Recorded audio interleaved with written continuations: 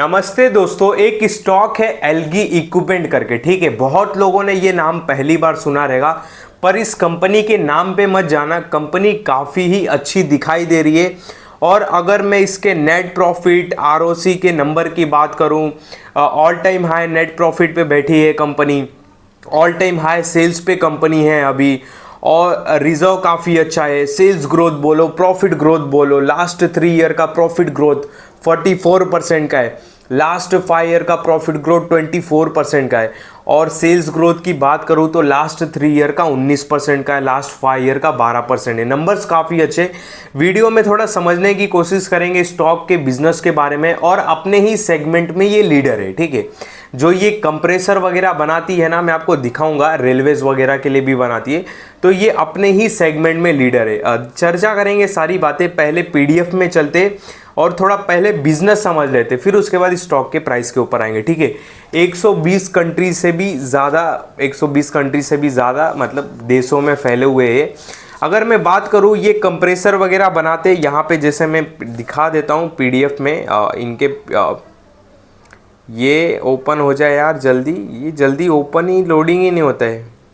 ठीक है, ये लोडिंग होने दो, तब तक मैं बताता हूँ जो कंपनी है ना। हाँ, ये देखो, ये एयर कंप्रेसर अक्रॉस द सेप्टेक्ट्रम, यहाँ पे देख सकते हो। ये कंप्रेसर वगैरह मतलब डिजिटल कंप्रेसर वगैरह यहाँ पे देख सकते हो। Air compressor across the spectrum, product portfolio इनका ये देख सकते हो, अलग अलग टाइप के। ठीक है, ये इंडस्ट्रियल वगैरह में यूज़ होता है। देखो, रेलवेज वगैरह के लिए भी एक पिस्टन एयर करके कंप्रेसर बनाते हैं, जो रेलवे में यूज़ होता है। यहाँ पे देख सकते हो, की प्रोडक्ट है इनका, oil free piston air compressor for railway. ठीक है, ये जो मेरे को लग रहा है लोकल ट्रेन रहता है ना, उसके लिए ठीक है, देख रहे हो यहाँ पे। फिर एयरमेट एयर एक्सेसरीज वगैरह, ये इनका एक प्रोडक्ट पोर्टफोलियो। ये तो प्रोडक्ट पोर्टफोलियो हो गया। अब ये जो प्रोडक्ट बना रहे, ये अपने ही सेगमेंट में लीडर है। अगर मैं कंपनी की बात करूँ, the company is the 6th largest air compressor manufacturing global. मतलब मैन्युफैक्चरिंग की अगर मैं बात करूं तो ये ग्लोबल में 6th नंबर पे आते हैं। ग्लोबल में, इंडिया की नहीं बात करो, अभी इंडिया का भी मैं बता रहा हूँ। ठीक है, तो ये यहाँ पे इसमें भी देखने के लिए मिलेगा, मैं दिखा देता हूँ, टेंशन मत लो। ऐसा नहीं है कि मैं अपने मन मर्जी से बता रहा हूँ। इसमें था नीचे। ठीक है, ये ओपन होने दो यार, बहुत धीरे धीरे ओपन हो रहा है, वीडियो काफ़ी लंबी हो जाएगी इसे। ये ओजा भाई, open open open open open open open open, नीचे आजा आजा आजा आजा आजा, है इधर ही, टेंशन मत लो, आ गया। ये देखो आ गया, ये देखो यहाँ पे देख सकते हो, top 10 player global player by value. देख रहे हो, ये टॉप 10 प्लेयर है जो कंप्रेसर में। इंग्रोसेल रैंड करके भी आता है, इसको भी हमने कवर किया है। काफ़ी अच्छा स्टॉक है ये, हमारे इंडियन स्टॉक मार्केट में लिस्ट है।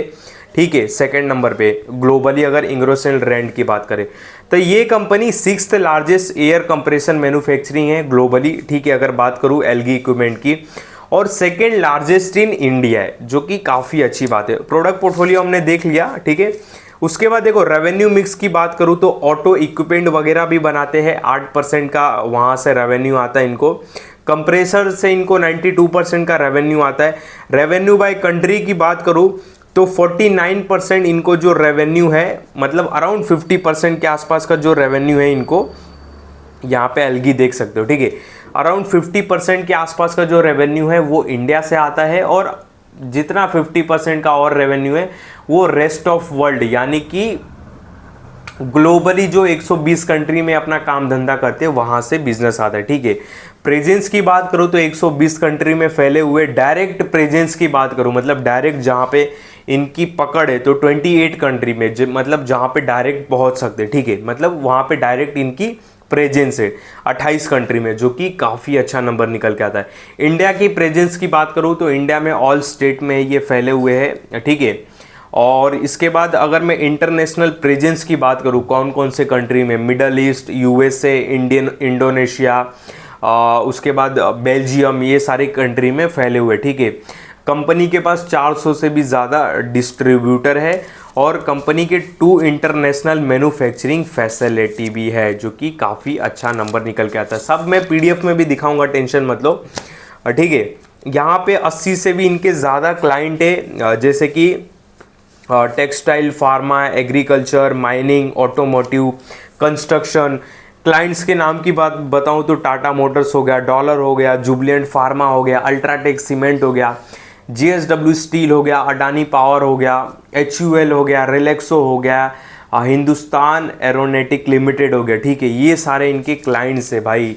नंबर्स काफ़ी ही अच्छे। ठीक है, यहाँ पे आप देखते हैं PDF में हम सीधा चल के ये सारी बातें यहाँ पे मैं एक दिखा देता हूँ। ये देख सकते हो यहाँ पे एलगी इक्विपमेंट, यहाँ पे अक्रॉस द स्प्लिट इंडिया, आजा भाई, ऑयल लुब्रिकेट, वो मैप किधर गया है, उसमें पूरा डिटेल है इनका। डिटेल मतलब इनके प्रेजेंस की डिटेल है यहाँ पे ओपन। हाँ ये देखो, देख सकते हो 120 कंट्री से भी ज़्यादा algae does business, 28 country with direct presence, 3 country with manufacturing presence.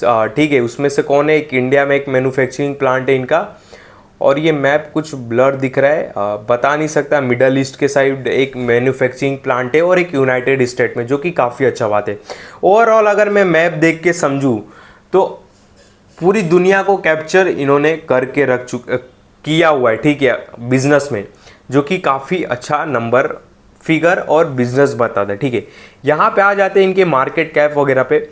Market cap की बात करूँ तो 15,000 करोड़ के आसपास है। स्टॉक अराउंड मेरे ख्याल से 40% के नीचे गिरा हुआ है, क्योंकि इसका ऑल टाइम हाई कितना है, अराउंड ऑल टाइम हाई की बात करूँ तो 800 रुपये है, अभी चल रहा है 507 रुपये। ठीक है, स्टॉक का पी चल रहा है 48, इंडस्ट्री पी की बात करूँ तो 41, मतलब इंडस्ट्री पी के हिसाब से देखें तो अभी भी स्लाइटली महंगा दिखाई दे रहा है, क्योंकि स्टॉक ने 5 साल में काफ़ी अच्छा ही रिटर्न्स दिया। ठीक है, 2020 में बात करूँ तो 80 रुपये का था, वहाँ से चल के ये 800 रुपये तक आ गया। ठीक है, ROC की अगर मैं बात करूँ तो 22 का है, ROE 20 का है। नंबर्स काफ़ी अच्छे हैं, कोई दिक्कत वाली बात नहीं है। उसके बाद प्रमोटर्स की होल्डिंग 31% है, वो भी देखते हैं। ऑल टाइम हाई पे सेल्स है, इनके सेल्स के नंबर है। ऑपरेटिंग प्रॉफिट मार्जिन पिछले कुछ सालों में नहीं, ऑपरेटिंग प्रॉफिट मार्जिन 15 का है। नेट प्रॉफिट की बात करूँ, all time high net profit पे नहीं है।